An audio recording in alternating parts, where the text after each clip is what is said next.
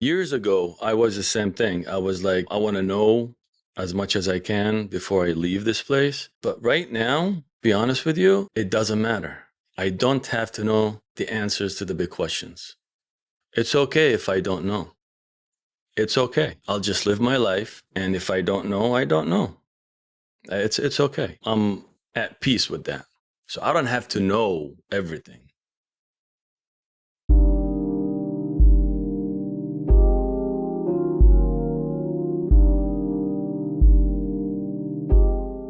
Hi, everyone, and welcome to the Sam Dever Podcast, episode 117.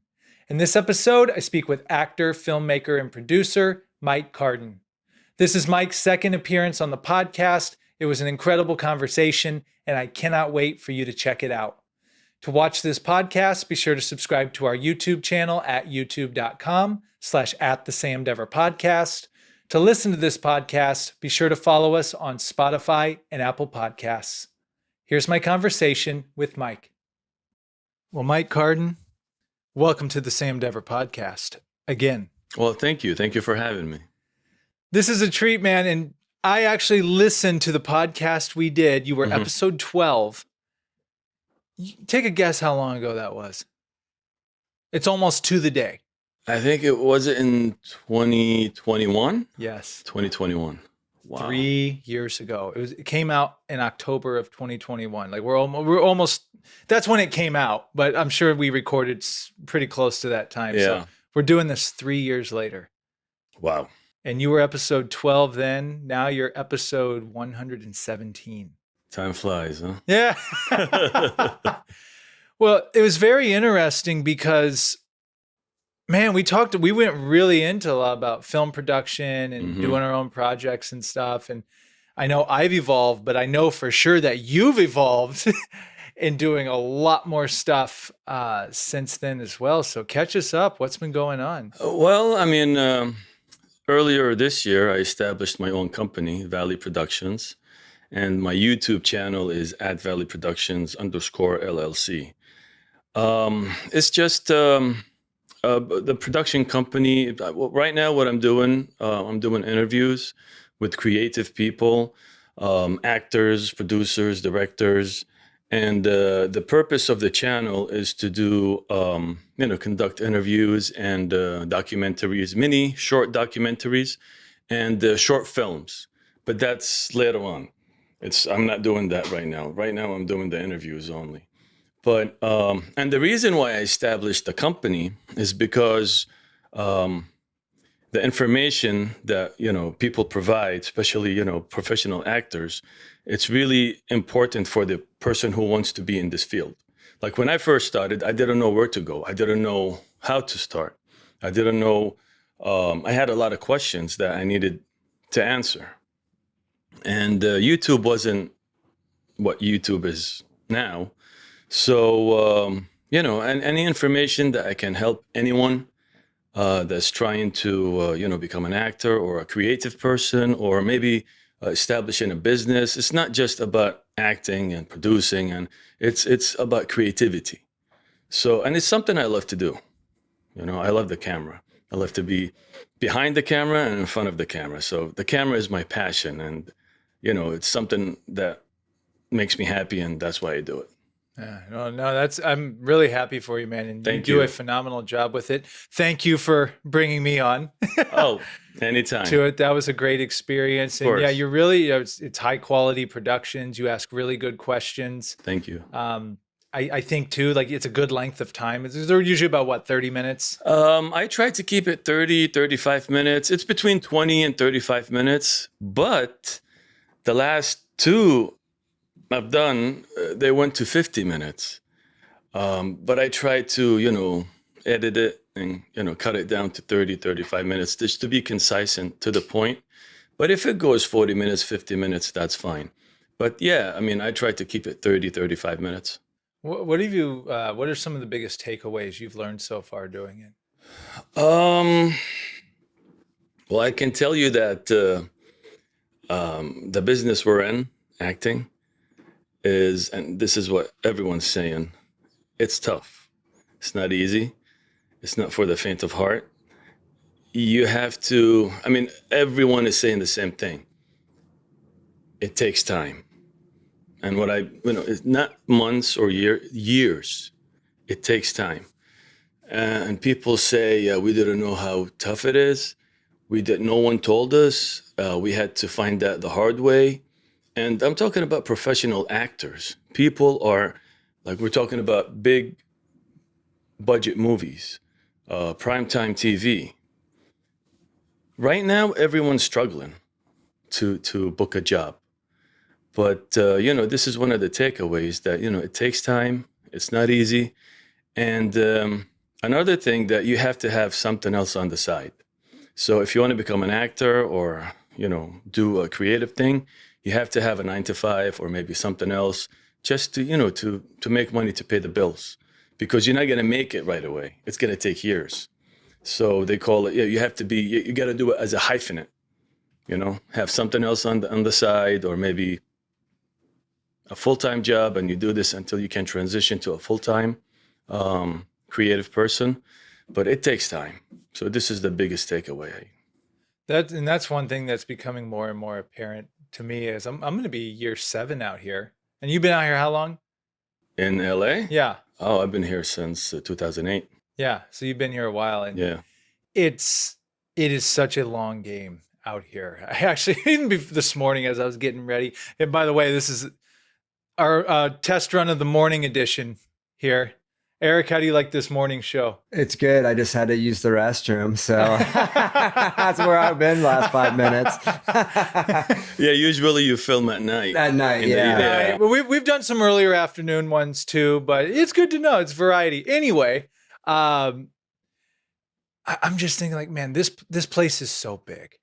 It's so big, and even when you do start to progress and get some momentum, it's like it's like throwing a marble in an ocean almost. Like, it's just such a, so I'm getting a better understanding. It's the time factor out here, the time, the building relationships, the consistency.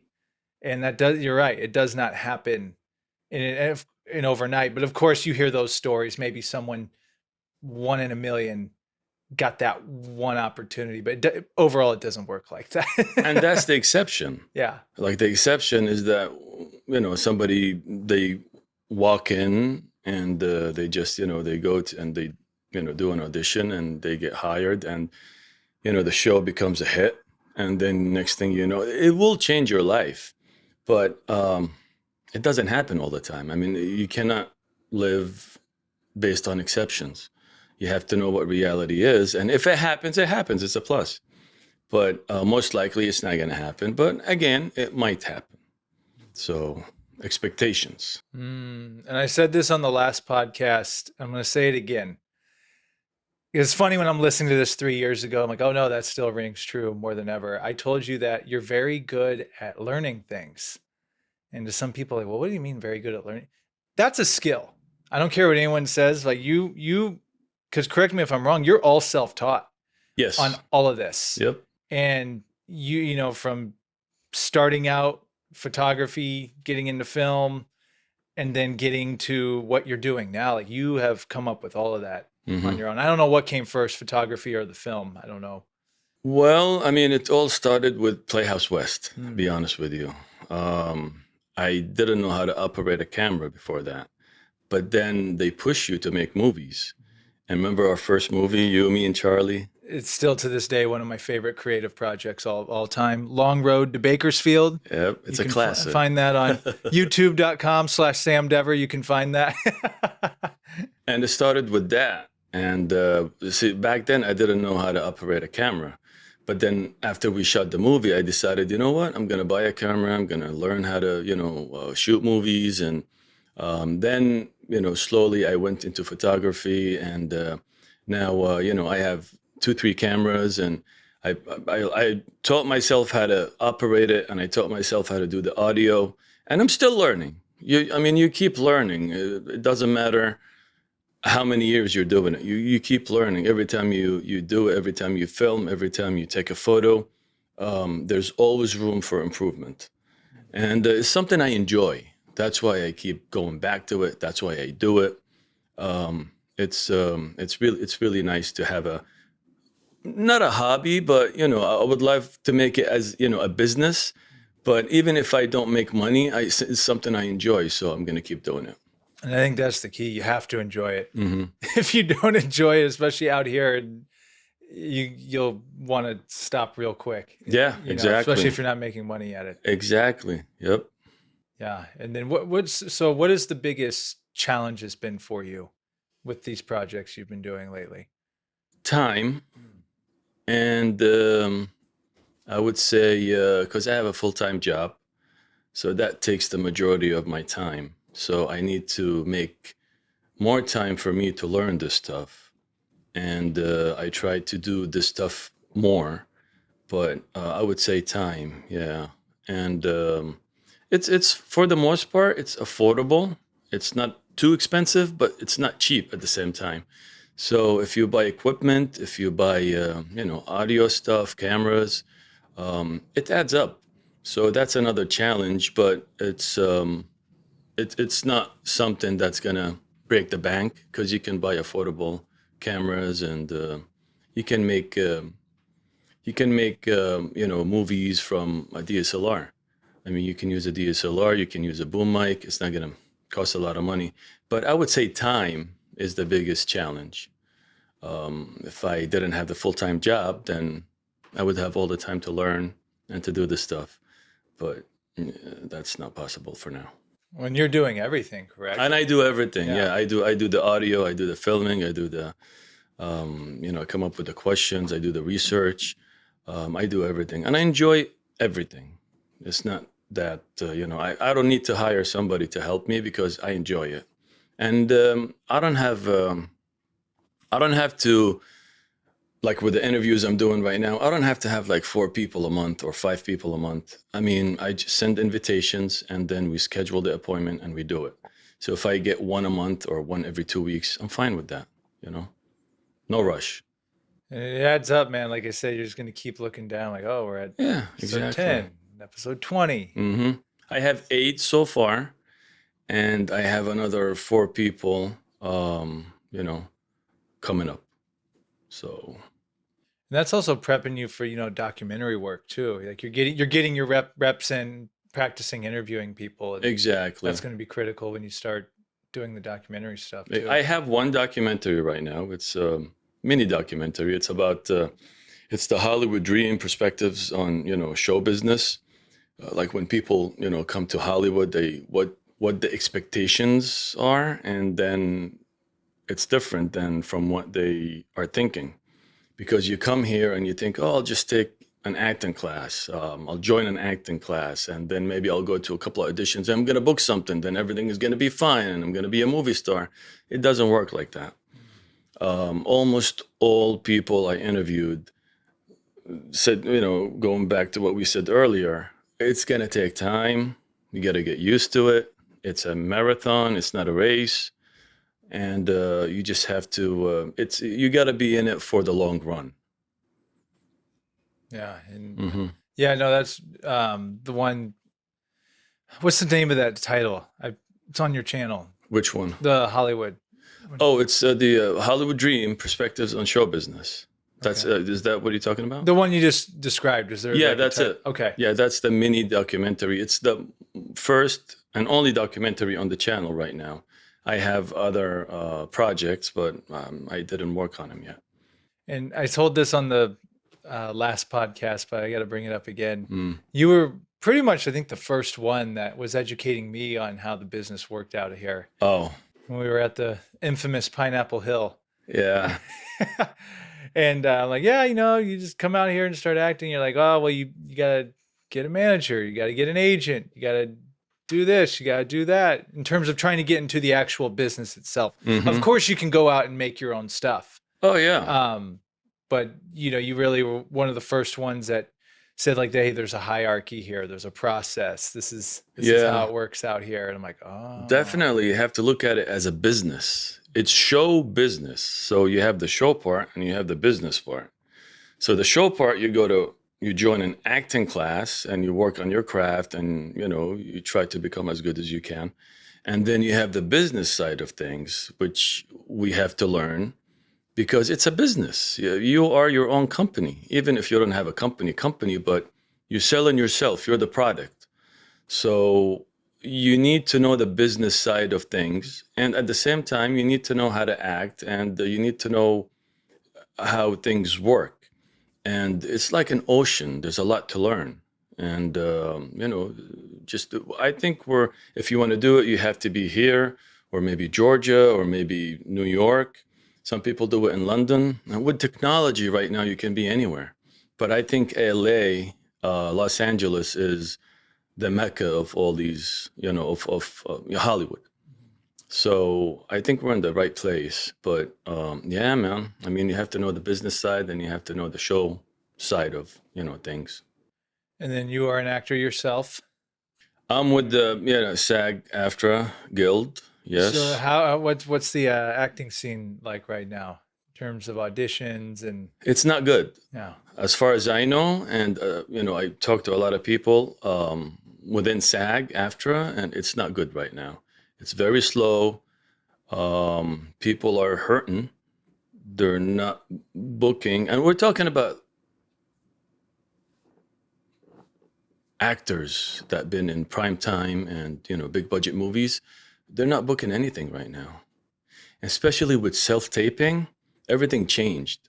Like, people are not liking it, but this is the new norm, and we have to get used to it. We have to adapt to it. They want to go back to the office, casting director office, and meet the producer, the director, read with the reader over there. I mean, these days are gone. I mean, they still call people in, but for the most part, you have to do the self tape and submit it, and just you have to wait for an answer. And a lot of time you don't hear anything. It's just silence. So they don't do, so they probably do the in calls when you're like getting down to the final people, right? Like, so the self tape's like the first layer. As far as I know, the first call or the first audition is self tape. Then, and it depends on the production as well, but for the most part, it's self tape.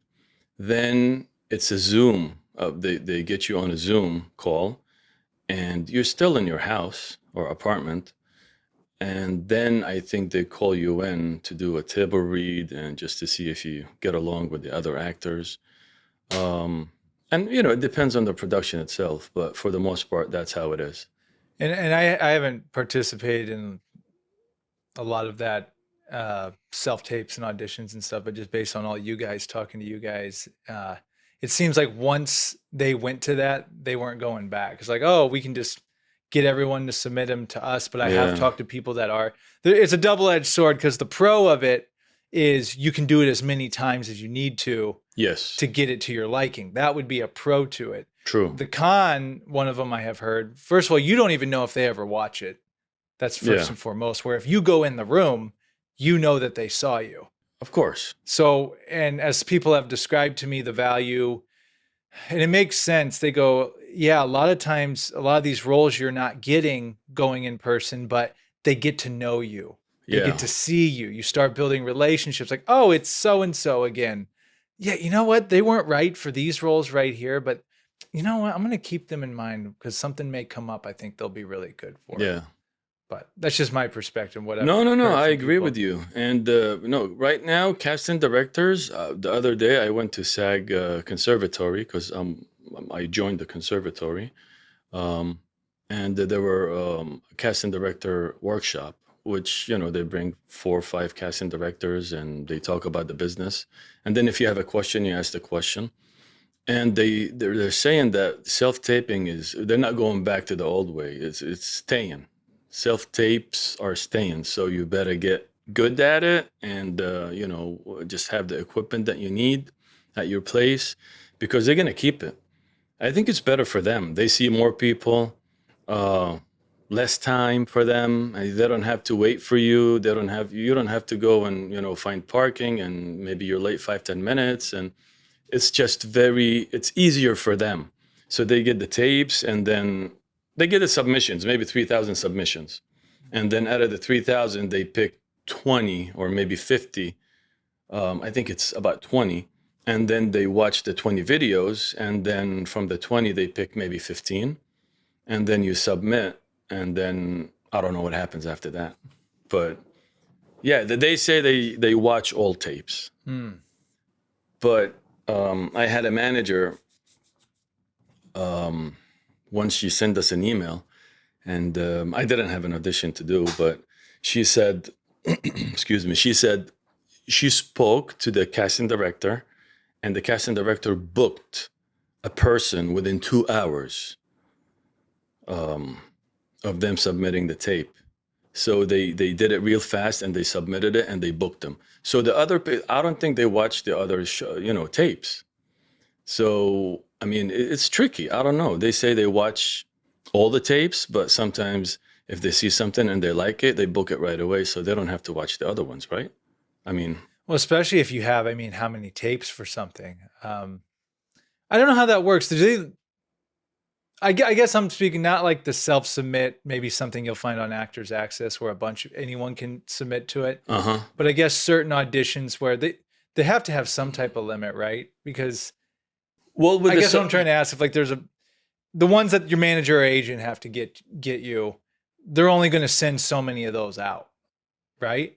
I'm not sure. I'm not quite sure. I'm not sure exactly how it works, but as far as I know, let's say they go through 3,000 submissions. I mean, they do get over 1,000, 2,000, 3,000, but then they go through it and they say, we're going to pick 50 out of the 3,000. And out of the 50, maybe they'll go down to 20. And the 20, these are the ones that submit the video. So they're going to only watch 20 videos. That's it. They're not going to watch 3,000 videos. But the submissions are maybe 3,000, 4,000. And they narrow it down to 50, then 20. Then out of the 20, they pick maybe 5 for the callbacks. And then they pick 1. So, I guess that probably shows the value of a good headshot then, because maybe they look at the headshots real quick. All right, these people have a good look. Let's see what they did. Exactly. On camera. It's not just the headshots. It's the headshots. If you have media and if you have a slate shot, that's going to put you up in the ranks. So they're going to see you before somebody that just have a headshot. If somebody has a headshot, which is good, but then somebody else has headshot and a media, above that, then headshot, media, and the slate shot. It will be the first to be seen. So you have to have your profile organized in a way where they see you first. And that's how they see you first. And you're someone that always has your finger on the pulse, because I always go to you usually to ask these type of acting and industry questions. Where do you see the future of all this going? With not just technology, the way the business is going, some studios saying we're leaving here, we're going to Vegas or wherever. Where do you see, maybe a two-part question, where do you see the whole industry going as a whole, and then the industry out here in Los Angeles? I really don't have an answer for that, but if you're asking about my opinion, then production in Los Angeles is, some people say 40%, it's less 40%, and they're going to different states, or maybe they're going to different countries. But they're saying in 2025, it's coming back to Los Angeles, and we're going to have more production here. So we have to be optimistic about the future. The industry itself, I don't know, because now we have AI, and we have self-taping, and we have. You can be in Australia and you can audition for something that's happening here in Los Angeles if you have the right representation. It's different now. I really don't have an answer for that, but it's interesting to see what the future has for us. But everyone I talked to, they said you're in the right place. Los Angeles is still the place to be if you want to become an actor.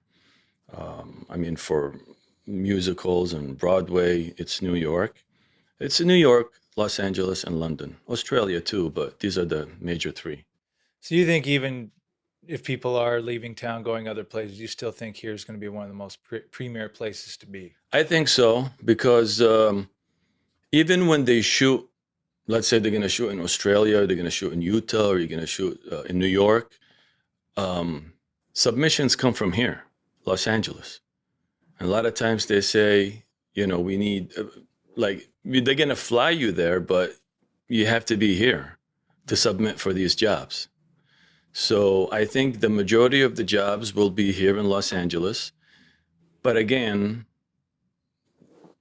we don't know. I mean, I don't know. I mean, I'm just telling you based on the information I have and people I spoke to in the past, and what the SAG Conservatory, the workshops, casting directors and actors are saying. Los Angeles is still the place to be for TV and film. And weather. And weather, exactly. That's even though it was a hotter season this summer, it was really hot. And we're not even just the beginning of fall. We're like getting to the midway point of fall, and it's still hot. I know. It's almost Halloween. But yeah, I'm not complaining because we have really good weather compared to most. But that's why we have high taxes. Yeah. Yeah. High taxes, high traffic. Yep. I think it was Judd Apatow, the guy that does all the Talladega Nights, those bigger movies. He was expressing his frustration of people leaving Los Angeles. He's like, this is such a great place to film. Why is this? Basically, why are we letting this happen?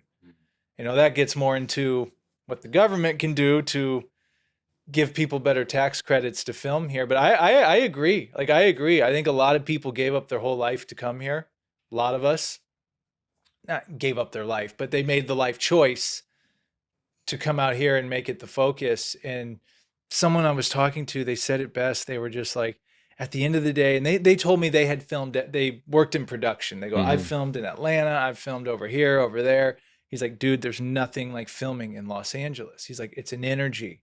It's the town. Like, people want to come film here. Yeah. People like coming to film here. So I don't know. And especially just all the scenery, different shots. But again, we get into the water of, well, now we got AI. Is everything going to be shot in studios and just backgrounds and stuff, or just going to be put in there with AI? I mean, that's where it's headed. Yeah. But to me, just the art, the energy of it, this town has that. Like, even we're not far. We're right down the street from Universal and Warner Brothers right over here. It's like, when you see that, like, you think of the history, you think of the legends, you think of, so that to me is something that can't be replicated. It's just, I don't know. That's just my personal belief. No, I agree with you. I think this is a beautiful town. That's why I live here. It's not just for acting and being in the business. I love living over here. It's like you said, the weather, there's a lot to do. Hiking. If you want to go hiking, it's there. If you want to go see snow, it's like 2 hours away. Yeah, Vegas is like 3.5 hours away. Mexico is 4 hours away. So you have a lot of options, and we have great weather. It's not too cold, not too hot, except in July and August.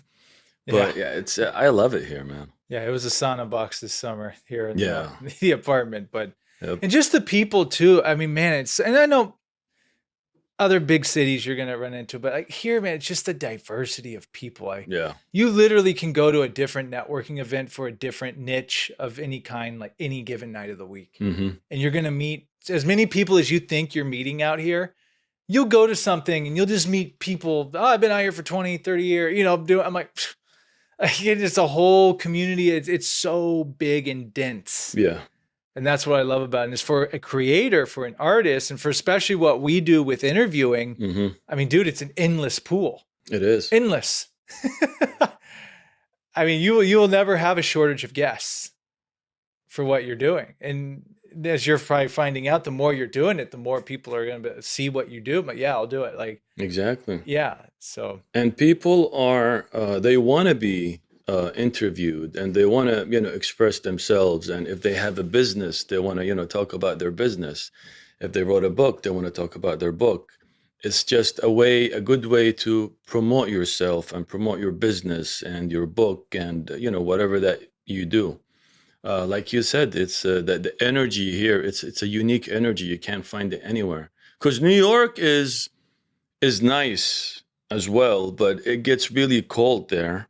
And I'm talking about Manhattan. I mean, you got to deal with the traffic. I mean, we have traffic here, but it's different than New York. Um, they have the bridge and they have the tolls and they have, it's just, it's hard over there, man. I think it's easier here. It's not, I'm talking about the landscape, and I'm talking about just the city itself. I think Los Angeles is a lot better place to be than New York, and especially with the cold weather over there. You want to be here. Yeah, New York's still one experience I want to have. I've never been there. Never been to New Never York. been to New York. And Wow. yeah, you're from the East Coast, so I mean, you I moved here from Jersey, yeah, Yeah. like 20 minutes from the city. yeah. We used to go to the city all the time, and New York is it's a beautiful place. But Just don't go in the it wintertime. just, it's the winter over there is not a joke. Yeah, it's really cold. So I'll probably save it for the fall sometime. I'll go Yeah, there fall is the best weather. because it gets real hot and humid there too, right? Yeah, but the fall you have the scenery, they have the trees when they change color, and it's just nice, especially if you go upstate New York. Well, and back to LA, and I guess I'm justifying my own existence here in a way, but yeah, at the end of the day, there's a reason why people came here in the first place to do these things. And I don't know, I think there is, and this is where some people will disagree with me probably, but I think there is a purity to all this of what we do. And sure, the technology is going to be great. It's going to be useful. But I also believe, well, that doesn't mean I want to go to a studio in the middle of nowhere because of some tax incentive. Yeah, You know what I mean? Because you still Yeah. got to live your life where you're at. exactly. I guess I've never really said it like that. You still have to live where you're at. So, oh, we're going to move here because it's going to be so cheap to do. Well, are you still going to enjoy your life living there? And at the end of the day, especially with California, it's funny. I go on TikTok. There's been a movement because during the pandemic, a bunch of people moved out of here hmm for a lot of reasons. And I had said this. I go, you know what? These people moving over, I'm not going to name states. These people moving to this state and that state. Oh, it's cheaper. Oh, we got a house. It's like, that's cool. If that's what you really want, cool. But I'm like, I don't think they understand the weather over there. Yeah, Again, I'm just like, you, especially people that were from here all their life. I'm like, I'm from the Midwest, and you're from the East Coast. Like, I know what weather does and can do. And these people, like, and I'll even spill the beans, Vegas. Like a lot of people move to Vegas, and I love Las Vegas. Lived there for almost 8 years, but a lot of people are like, I didn't realize it got that hot yeah. all the time. I'm like, it's the desert. Like, what did you think was going to happen? It also gets cold and windy there too. Yeah. So my point is, you gotta, I factor that into consideration too. Like, what place is going to be best for my energy? And again, back not only just the weather and the environment, but it's the people too. It's the amount of people out here. I mean, you can everyone's an actor out here. Everybody, someone may be an accountant by day, but yeah, they're doing a play on the weekend, or they're a pop artist, or whatever. And no one bats an eye. That's what I do love about out here too. Is like, you can tell people like, oh, even if you're working a quote unquote job. Yeah, no, I'm doing this play over here. I do a podcast over here. They're like, oh, cool. No one thinks about it because everyone's so used to this is how this town is. It's the culture. The culture. There you go. You just summed up in one word what I was dancing around. No, exactly. It's the culture. And, I like the culture. I love it. And that's why we're here. One of the reasons is, the weather and, the culture. And it's just a nice, California is a beautiful state. Generally speaking. Yeah, it is amazing. I mean, if you want the cold weather, you go up north. If you want the nice weather and always sunny, it's Southern California. Even Orange County and San Diego, it's just a beautiful place. Eric, you got any thoughts?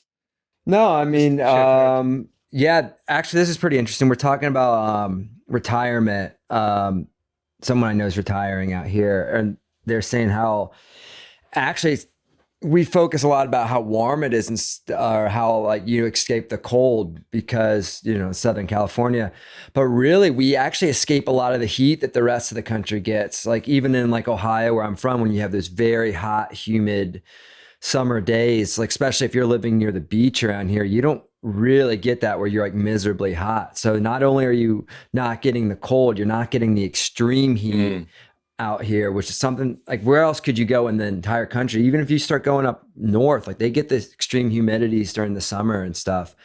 So yeah, it is kind of like a paradise, and I think that's why you gotta pay to play. But yeah, the surf is it's awesome being next to the ocean. It's absolutely awesome. You have the ocean, you have the mountains, you have. I mean, I like to go to national parks. I like to go to Yosemite National Park. I try to go there once a year, or maybe once every 2 years. But you have Yosemite National Park, you have Sequoia, you have Kings Canyon, you have Alabama Hills, Mount Whitney. I mean, Death Valley. All these national parks, they're just gorgeous, and I like to go there. Not just every year. Anytime I have a chance to go there, I go there. Is there a pass? Do you have the pass for that? I do have the pass. It was like $74 for the whole year. Maybe it's a little bit more. And that right? gets you into all state parks as well? Everything in California. As far as I know, all state parks in California. In national parks. National parks, yeah. Okay, cool. In the state of California. Okay. Yeah. All right. Well, I mean, again, we have so many here. Yep. It's like other places you might have one, or you have to drive a long way just to get to one. Yeah, you're driving a decent amount here, but you got a lot you can go to. And they're not too far. No, they're not. No, they're not. like Yosemite is like 3 hours from here. And is that all that is? It's got to be more than that, no? I think it's about 3.5 hours, maybe. No traffic? Yeah, something like Big Bear is what, 100 miles away? Yeah, but you try to go there at like 2:00 on a Friday, it's going to take you 5 hours to get there. Well, yeah, you're right. You're right. If assuming no traffic, there's things so close. Yes, absolutely. And it's just so I like to go to these national parks, man. They're just beautiful. I like to be in the woods, and you see the redwood trees, the big trees. They're just beautiful to be there. It's just a different energy. It gives you like it's kind of cheesy, but you become one with everything, kind of thing. Yeah. It just feels good. No, one more quick thing about California. Central Coast, man, is awesome. Pismo Beach. Yes. Yeah. San Luis Obispo, Yes. Rio Grande, that whole area. I mean, when I first came here and I had first gone up there, when I first went up to like San Luis Obispo area, I was blown away. Blown away because you go past Santa Maria and it's like more like farmland. And then out of nowhere, you hit a Rio Grande or whatever. And it's like out of a movie. Like there's the houses on the cliffs and the ocean. I'm like, what the heck? Yeah. You see Pismo Beach, and then San Luis Obispo is a cool spot. But that would be an area I would definitely consider one day living in. Okay. If I have the means.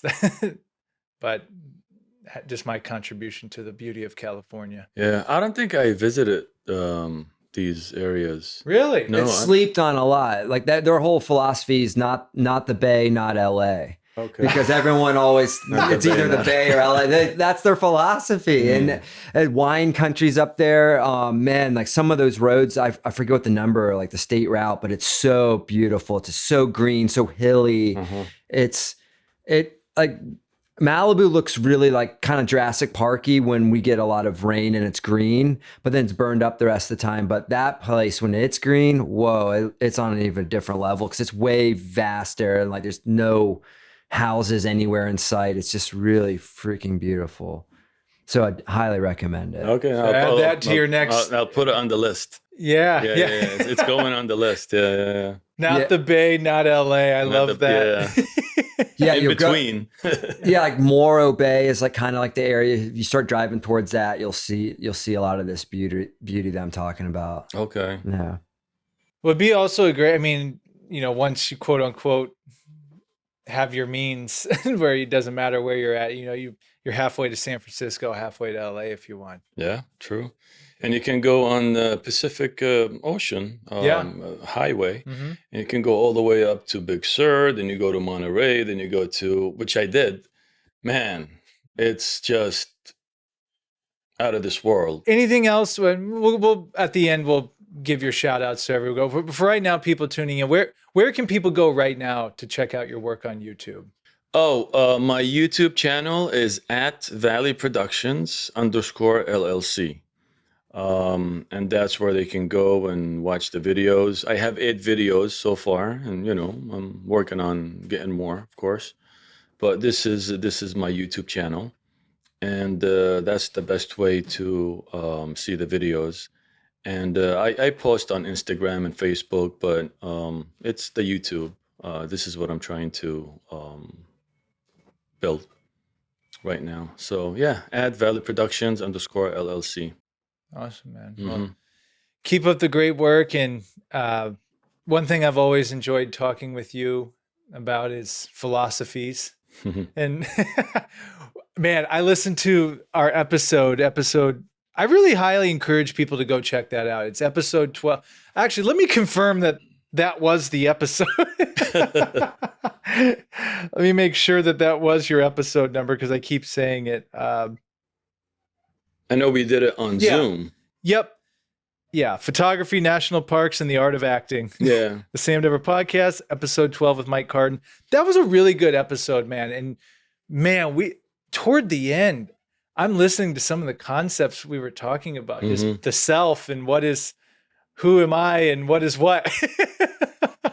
It's interesting stuff. It's very interesting stuff. And this was 3 years ago. Do you feel a lot of the same ways? Do you have some different perspectives or ideas that you've come across these last few years? Well, I for the most part, they're the same. But I've been, again, it's an interesting stuff. I like to watch, YouTube videos on the subject. I'm not a philosopher, as you know, but we like to philosophize sometimes, and we talk philosophy. But yeah, I mean, do you have a specific question? I'm just opening it up. I mean, I guess I'll get the ball rolling on it. You said something in episode 12 that was interesting. You're like, it had to do with the body and the brain. Like, which are you? Oh, the body. Oh, the self. The self, You're talking right? about the self. And Okay. a lot of people think you're a body with a brain, but you're really a brain with a body. And then it just gets into that whole, like, we think we're this, but no, like, really you're this.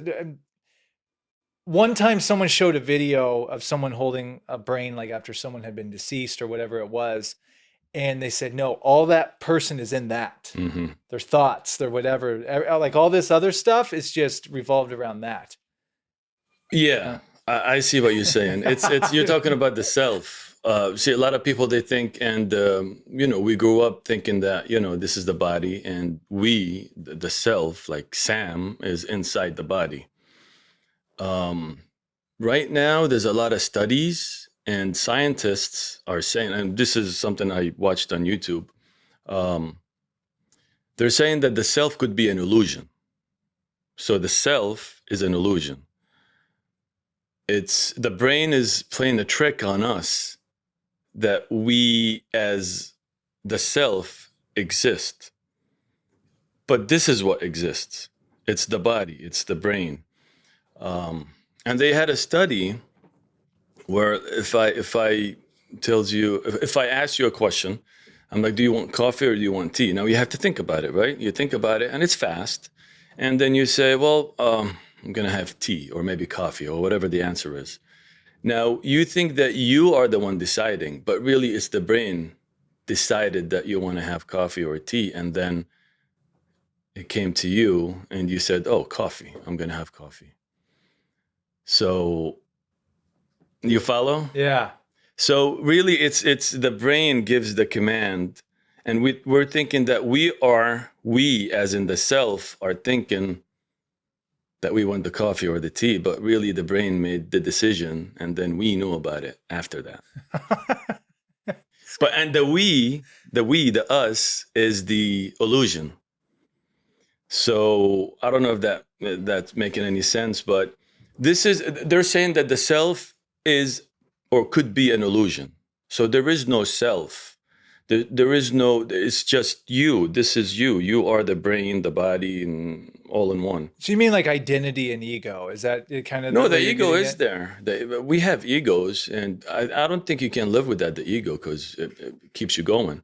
But the ego everything is a byproduct of the brain, because the brain evolved to where it says, who am I? Where did I come from? What is this? Where am I going? It's, the big questions that no one can answer. And again, this is not my belief. It's just something I'm interested in, and I watch a lot of videos on it. So yeah, I think it's very interesting stuff.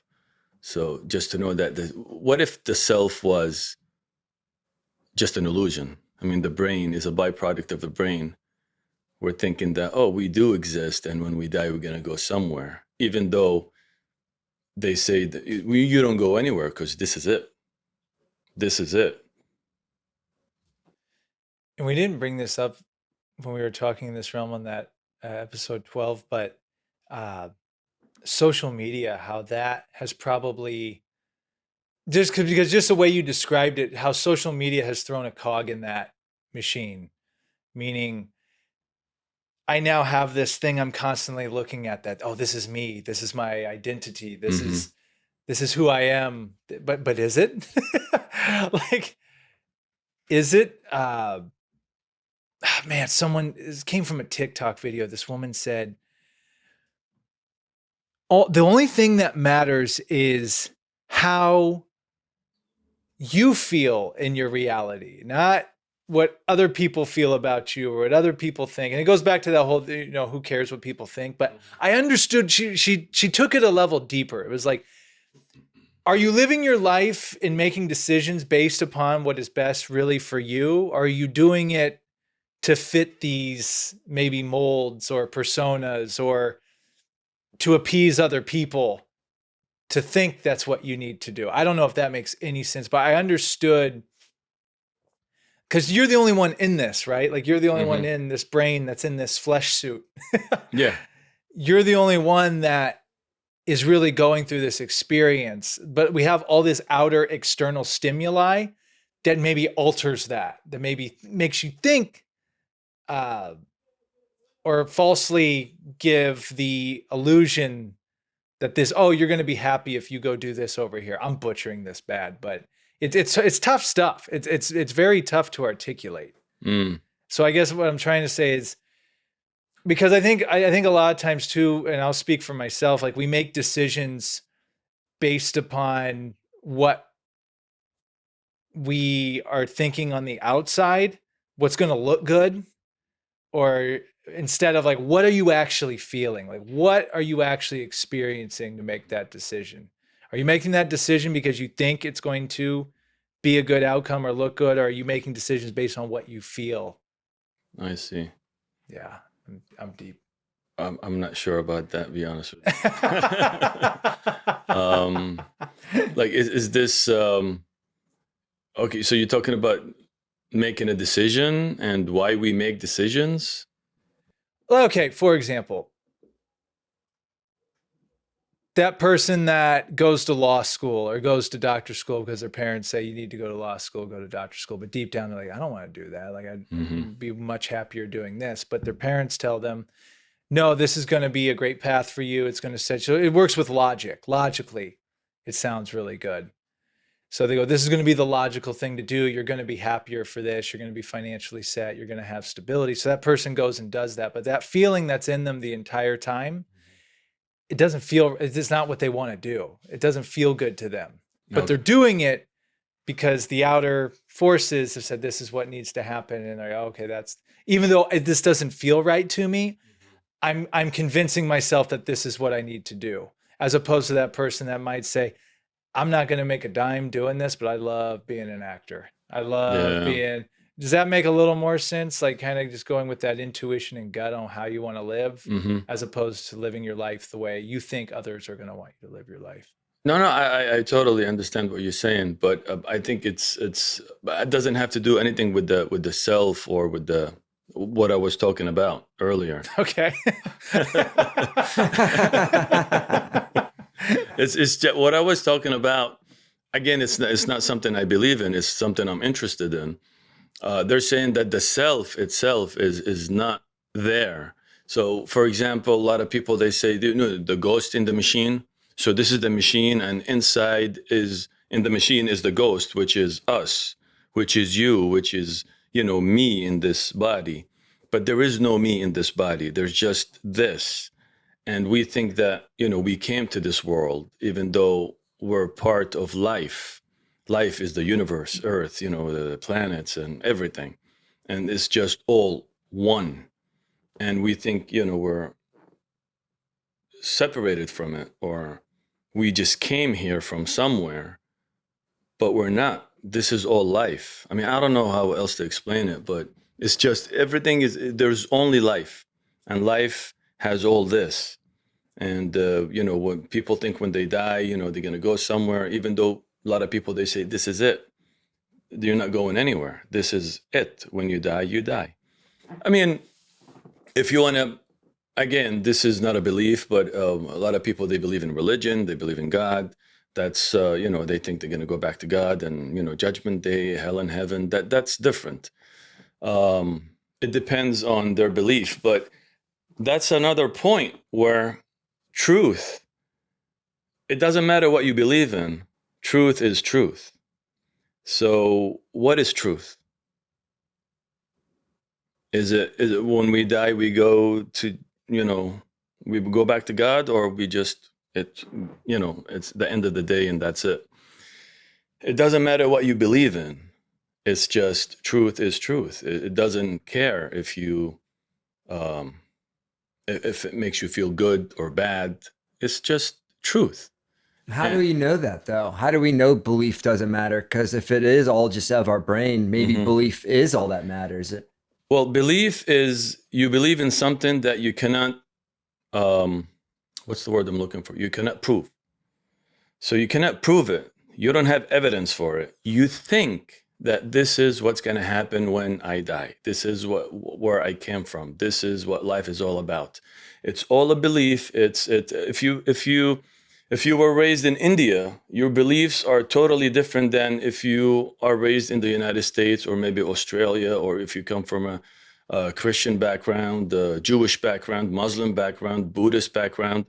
They all have different beliefs. So which one is right and which one is wrong? I think the only way to know what truth is to follow evidence. And you can do that by the scientific method. Now, can you measure what's beyond life? We can't. This is something that's not measurable, as of right now, at least. But that's why I say belief, like truth. You can believe that when you die, you're going to go to heaven or hell. But what is truth? I mean, it's just a belief. The truth is a belief? No. The afterlife is just a belief. For example, we're talking about the afterlife. It's a belief. You cannot prove it, and you cannot disprove it. Exactly. Yeah. Yeah. So you cannot disprove a negative. So if you cannot disprove the life after death, at the same time you cannot prove it. So it's either you believe in it or you don't believe in it. Some people, they take the scientific method approach and they say, we just follow evidence. And if the evidence takes us there, then that's fine. Some people, they say there's something beyond science. But how can you prove that something is there beyond science? I mean, how? Is it personal experience? Your personal experience is different than mine. So if you have a personal experience and you have this, you went somewhere or you felt something, that's your experience. It doesn't apply to me or to him or to her. We cannot go by that. But the scientific method goes by the evidence, where if you or Eric or me apply the same principles, we're going to get the same result. But wouldn't your beliefs have an effect on the experience that you're having? Like, so if we have two different beliefs, yet we have the same circumstance happen to us, we might have a different experience based on the belief. So I feel like that at some point, I think belief has to be part of it. Like it kind of like, you see what I'm saying? Like, because your belief is essentially your outlook, your perspective. So now whatever happens to you, that belief is directly affecting that situation now. You see what I'm saying? Yeah, absolutely. And you are 100% correct. If your belief helps you in any way, then by all means, I mean, adapt to it and, keep it. But I'm not talking about that. I'm talking about truth. Truth has nothing to do with your belief. It doesn't matter what you believe in. Truth is truth. The law of gravity is fact. It's truth. If I don't believe in gravity, but I go on top of the roof and I jump, I'm going to hit the ground. That's truth. It doesn't matter what I believe, if I believe in it or I don't believe in it. So that's what I'm trying to convey. We've actually had this conversation with Casey and Quan. Yeah. Episode 100, Casey and Quan, they say, do you believe it because it's true, or is it true because you believe it? And it also reminds me of the facts don't care about your feelings. Quote, the universe doesn't care about anything. Like you can believe that I'm going to jump off this building and I'm going to soar off, and fly. Well, go try that and see what may happen. And truth is, as far as we know, you're going to hit the ground. You might die. You might break something.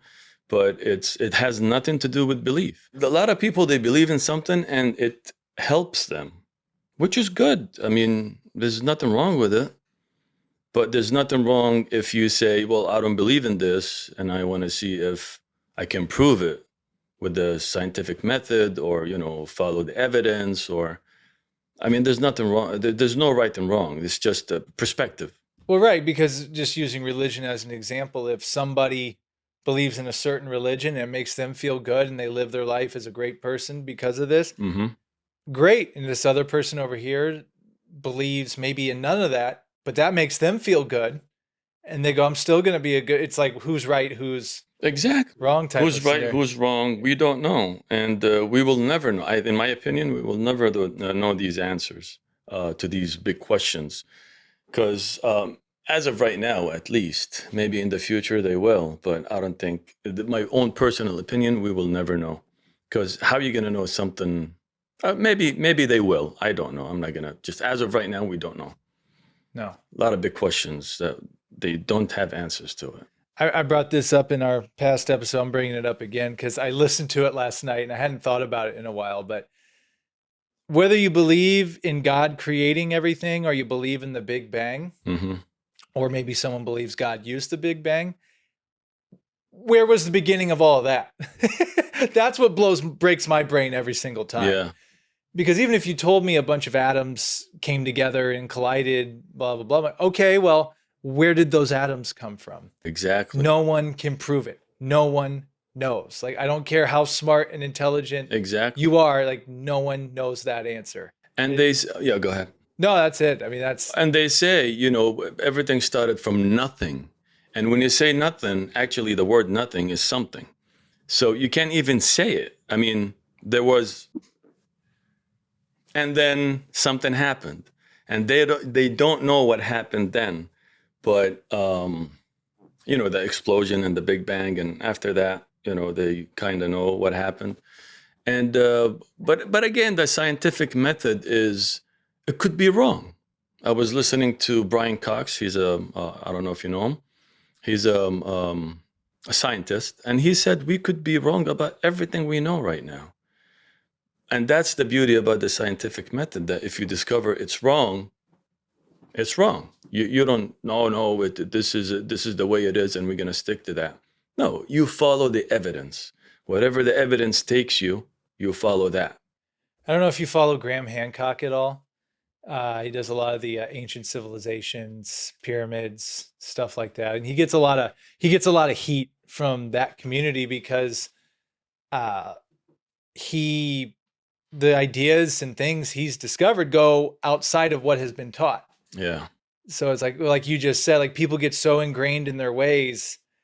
And when something comes along that says, hey guys, I know we thought this for a long time, but actually this new piece of evidence came out and it actually might be this. And people are like, oh no, hogwash. It's when you start to mess, and back to belief, when you start to mess with people's beliefs, I mean, look, it goes political, religious. It gets personal. Sports. Yeah. Yeah. It's it gets personal, right? People take so personal. So belief is personal. You're right. That's really how I would connect that. Belief is personal. Exactly. And I respect everyone's beliefs. And if you don't have a belief, if you have a belief, that's up to you. And as I said, this is not my belief. This is something I'm interested in. That's why I watch a lot of videos on it. And I try to educate myself on it because it's interesting. I mean, just to know where we came from, where we're going, if we're going anywhere, what is this life? And the big questions, the big questions. How did life start? What triggered it to start? They don't know. No one knows. Really, no one knows. And we're really here for such a blip, in Exactly. the grand 70 scheme years, of 80 things. years, 90 years. That's nothing. And it is I'm one of those where I understand I'm not going to ever find out all the answers, but I would definitely like to find out as many as possible. But then you wonder, like, okay, am I missing the point of being here Yeah. if I'm just trying to figure things out before you die? It's like, why don't you just have the experience of being here and make that the best possible? You know, years ago, I was the same thing. I was like, I want to know as much as I can before I leave this place. But right now, be honest with you, it doesn't matter. I don't have to know the answers to the big questions. It's okay if I don't know. It's okay. I'll just live my life. And if I don't know, I don't know. It's okay. I'm at peace with that. So I don't have to know everything.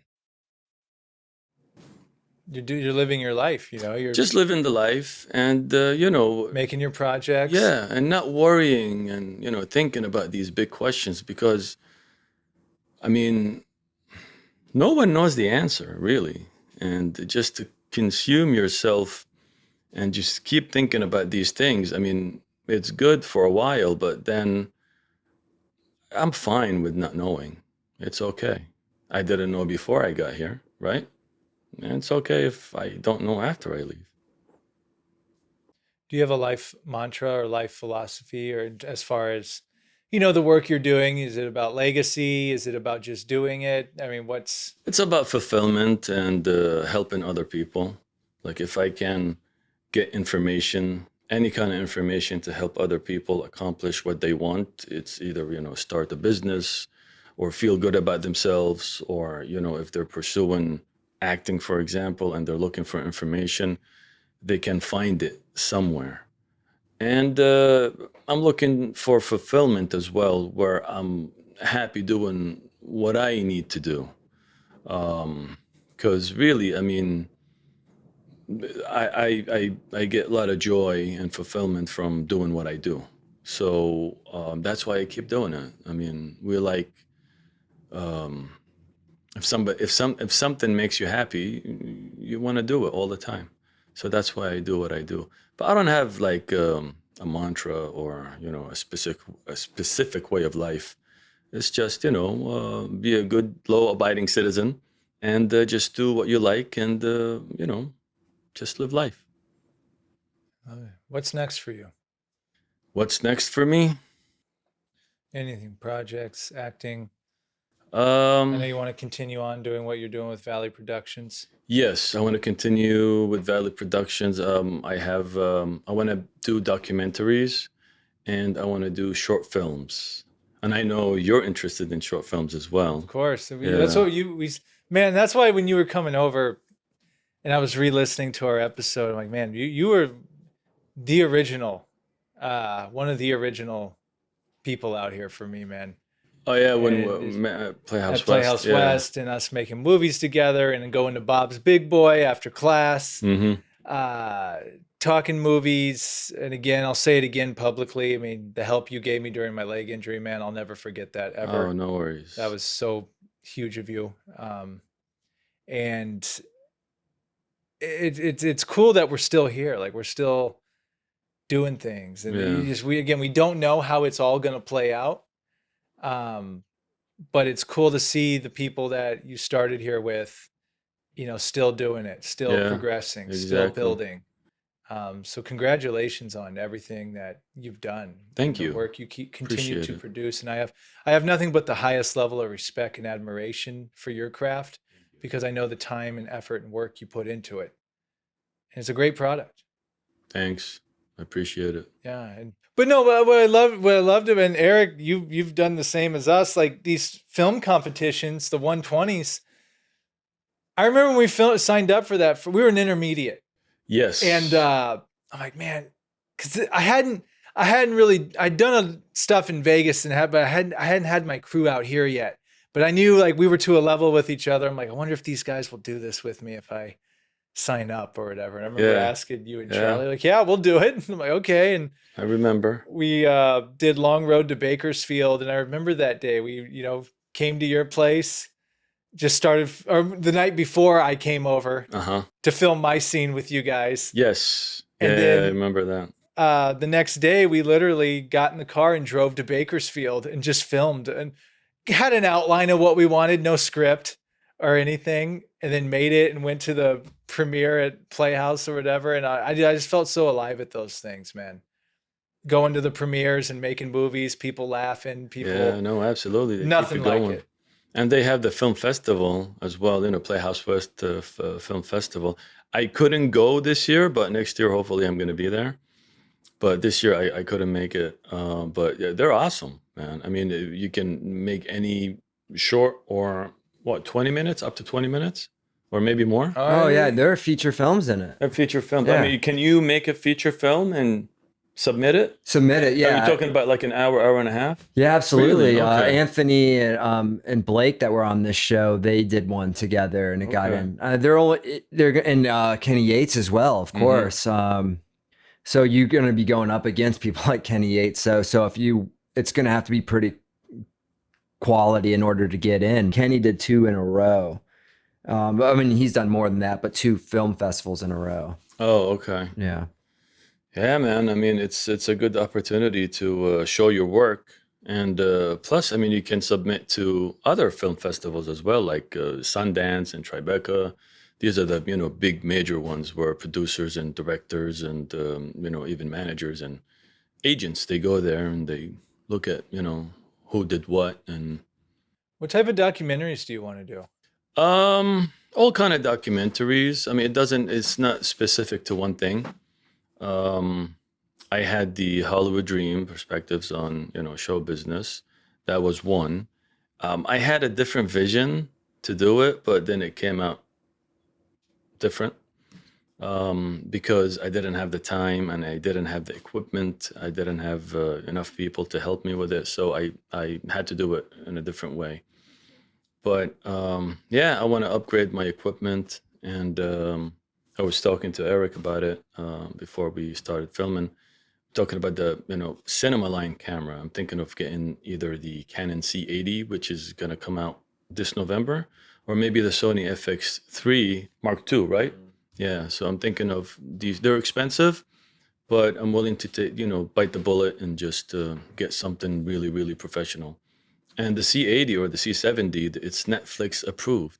So you can shoot a feature on it and submit it to Netflix if they approve it, of course. It's approved, the camera is approved, but they have to accept it. But you can shoot features on it and, documentaries and all that kind of stuff. And like you're producing product for your channel. Yeah. So it's an investment into It yourself. is. Yeah, And it the is. product. And I would think too, all the interviews you've been shooting, that's going to help you when you start making more films too. Of course. Because you're yeah. learning just so many probably technical things. Every time I, conduct an interview or, use the camera, I learn something new. Every time. Quick question, just because we're doing a talk type format right now. What have you learned about interviewing people? Well, I'm learning to ask better questions and to be more comfortable asking the questions. And, the best way to do that is to research what the person is doing or what kind of business they have. And then based on that, I ask the questions. And, it's all about creativity. It's all about, what they want to share with the world. And, you just learn that, people in LA are just like us. They're trying to make it here. We all are trying to make it. Even people that have been in the industry for 40 years, they're making good money, they're making a good living, but they did not make it where they're a celebrity right now. But they're a working actor, which is fine. This is what I want to be. I want to be a working actor. Just make a living, being on set, being on TV shows and movies. I don't have to be a celebrity. I don't care about that, if I'm a celebrity or not. I'm not here to be a celebrity and for the fame. And it's just, I want to make a good living, something that I'm happy with. And, when you wake up in the morning, you want to go to work instead of saying, man, I got to go to work now. I got to do this and that. Just, be happy that you're going to work. And this is something big, I think, for me. And this is something I'm learning. I love that. And that's a great mindset too, of not caring about the celebrity, the fame. I don't care about that. And I honestly think, this is just my opinion, but I feel celebrity and fame's losing its luster a little bit. And what I mean by that was social media and the amount of people that blow up overnight or become social media stars. It's almost been diluted, I guess is what I'm trying to say. Like, because the classic Hollywood celebrities now, the Tom Cruises, the Brad Pitts, those are still there. But I feel as time's going on, that's going to have less and less of an effect. Probably. Because now everyone becomes their own celebrity in their own mind with social media and these avenues as they're growing. So, I mean, I think what I'm trying to say is having that mentality, I think's a healthy way to go about it. Because then you really care about the work. Exactly. And you care about I'm doing this for the work. And that's another thing about coming out here. You got to come out here for the right reasons. Like, you have to really care about it and love it. Because if you don't, you're just going to leave. Like, because it's extremely hard. Exactly. Like my YouTube channel, I don't care if I make money or not. I just want to, convey what I believe, it might help somebody else. And, the information there, if it's going to help a lot of people, that's good. But if I make money, if it's good to make money, if I can, I'm not going to say no. But that's not the purpose behind it. The purpose is just to share with the world what I know, what other people know, and just have a creative life and, keep on the creativity going. So, yeah, that's why I do what I do. I love that, man. Well, shoot, this has been fantastic, man. And thank you for coming on. And we'll got a little more here, but Eric, you have any parting comments or?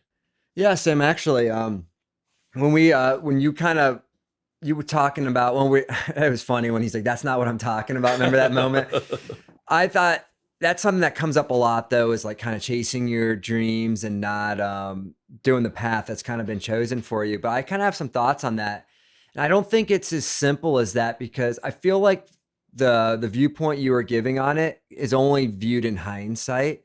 Like, I think when in the moment when you're going to college and you're going to like the school and choosing that going to be a doctor and stuff, I don't think it's so cut and dry as like the parents are making you and you already know deep down that you don't want to do it. I think especially when you're at that age, you're just not sure yourself.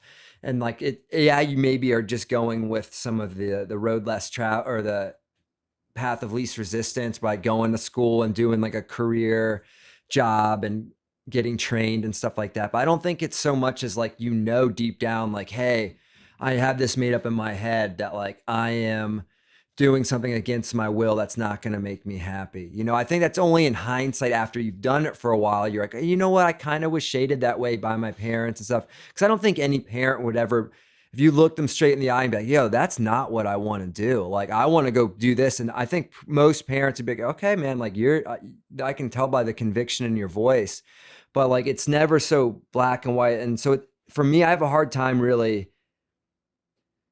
like blaming society or the parents or anything for pushing you on that way, because you yourself are, yes, we're a product of society, but we're very much active in that society ourselves.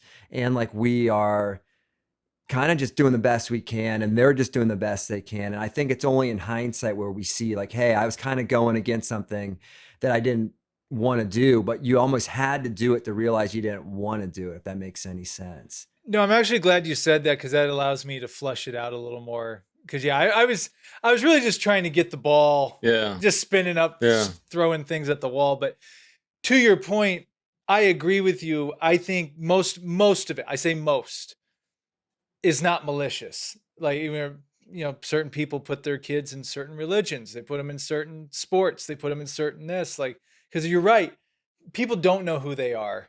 I mean, dude, I'm 37 and I'm just now getting a better idea of who I am. I think the point I was more, and I'm glad you said that, because I think it's more, it's complicated. It isn't black and white. It isn't. So you're right. In hindsight, you're like, oh man, you screwed me, mom and dad. Like making me do baseball, and I hated that. Fuck this. But it's more of, I think, having more of an awareness maybe for everybody. And I don't have kids, so I can't really speak on it, but as a parent, maybe having that open-mindedness, like let's see what they're going to gravitate toward, and like let's expose them to a lot of different things, and let's see what they, instead of saying, Jimmy, you're going to play football, like your grandfather was a football player, you're going to be quarterback. Well, some parents, they do that. They do that. And not too many. I would say it's a smaller percent than you think. Well, I mean, I'm not going with percentage, but some parents, they say, oh, you want to become a doctor, you want to become a lawyer because it's a good field, you're going to make a lot of money, you're going to have a good life. But then, halfway through college, like you said, I mean, I don't want to be a doctor. I don't want to be a lawyer. I'm just doing it for the money. And I think that's the wrong reason to go into anything. When you think about, I want to do it for the money. If you go for maybe a couple of years, you do it for the money, but not doctor or lawyer. You do something else on the side and you just make money to do what you want to do. I mean, that's fine. But I think just to go after money, you're going to live miserable your whole life. Right. Instead of just doing something that you really like and enjoy. At the same time, you have to pay the bills and you have responsibilities. Right. So you need to make money. I mean, we live in a capitalist world, not country, but world, where you need money to live. Without money, you can't live. So money is important, but again, like you said, to love what you do is really important as well, I think. Absolutely. I got a poll from when Gar Yee was on this program. She said something really good. She's like, you got to be honest with yourself. And that really hit, because be honest with yourself. Like what I think that was maybe more I was alluding to that gut feeling, something just isn't right with this, but I don't know if it's the mind, the brain, whatever, conditioning, whatever that part of it is, that says, no, ignore that. This is what you need to, that was more of the realm I was trying. So it's funny you bring that up, because now I can't cut that part earlier. No, that's good. That's good. I was going to cut that whole thing. I was going to cut the whole thing. You can still cut it. You can still cut it. This. That's fine. You can still cut it. That's fine. Because the reaction of you going, yeah, no, that wasn't what I was talking about. That was fucking hilarious. That's real life. Oh, no, but Sam, going back to that. Are you going to keep it now? I'm going to have to. Now, I think that's part of my battle with this podcast. And maybe give me some perspective on this too. Self-editing yourself a lot, and I realize I'm getting a little better with it, but when we first started doing this, I'm like, nope, got to cut this. I can't say it that way. It's like, you know what? You could spend all day in the editing room, man. As long as you don't say something that's crazy. Like, yeah. No, I agree with you. And I do that all the time. Sometimes I ask a question. I'm like, why did I ask that question? Why did I say this? And I do cut it. And I, put a transition or whatever, video transition. So, I do that. But then you learn as you go. I mean, sometimes you have to cut it. Sometimes it's not appropriate. Not appropriate, but it's just, I don't know how to say it, but you just cut it and you think that the video will look better without you saying that. So I do that. And for the just originality of these purposes, I got to remember that this is a podcast. Like this is a podcast. This is a little more loose. Yeah. I'll admit, like earlier on when we heard the noises and you're like, no, that's not what I'm talking about. I'm like, fuck, I'm fucking out of it right now. My phone started going off because it's earlier in the day. Okay. I'm like, my phone just kept ringing. I'm just like, dude, this is a fucking disaster. So I'm like, Mike made the effort to come here. I'm like, we got to reel this in. Like, it got back on track. But that's real life, man. Yeah. I think that's what people will understand, because you cannot orchestrate that. Like that was a gift. That's like dropping the shit on stage as an actor, where like, you drop something, you're like, oh crap, I got to pick this up. And now it just gives you a whole new life. That's true. And we make mistakes all the time. So it's okay to make a mistake. Yeah. See, I struggle with that a lot, you know.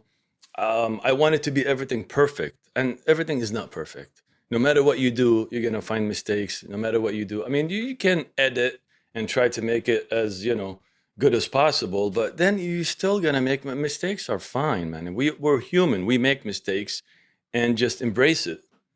It's how you learn. That's how you 'Cause learn. if you're not making mistakes, you're just going to be all theory. Yeah, exactly. And it's impossible. We have to make mistakes. I mean, we're human. Mistakes will happen. Well, brother, this has been great. We got some gold here in that last two clips. Thank you so much for doing this. I really appreciate you making My the pleasure. time Thank and you the for having effort. me. You're truly a great friend of mine, and this Likewise. is an honor. And we'll do a part 3 one day. Anytime. Yeah, absolutely. Keep doing what you're doing. Where can people go to find you, to find Valley Productions? Where are all the places people need to go? Well, basically, you can go to YouTube at Valley Productions _LLC. That's the name of the channel. And it has a VP with a blue logo on it. And you can follow me on Instagram, Mike Cardan, MikeCardan. I have 3, but this is the main one. This is mine. And yeah, these are the, basically 2 main things. My Instagram and my, Valley Productions YouTube channel. Awesome. And Mike, I always give the guests the last word. It can be as deep or as shallow as you want. How would you like to end this episode? Well, I just want to thank you, and I want to thank Eric for doing this. Appreciate you having me here today. Appreciate the opportunity, and anytime you want me here, just let me know. And just keep doing what you're doing, and I'm gonna keep doing what I do. And we're here to create, and we're here to try to help as many people as we can, and we do it through YouTube and social media. And again, thank you for having me. It's been a pleasure. Thank you so much, Mike. Long Road to Bakersfield Part 2. Exactly. Coming soon, one day. Yep. And the code. The code! I forgot about it. Coming soon. Thanks, Mike. Thank you.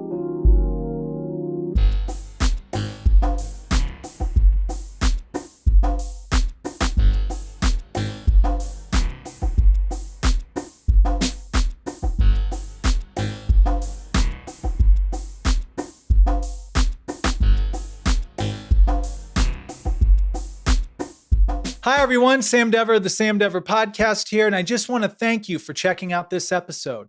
To watch and listen to future episodes, be sure to follow us on Spotify and Apple Podcasts, and subscribe to our YouTube channel at youtube.com/@thesamdeverpodcast.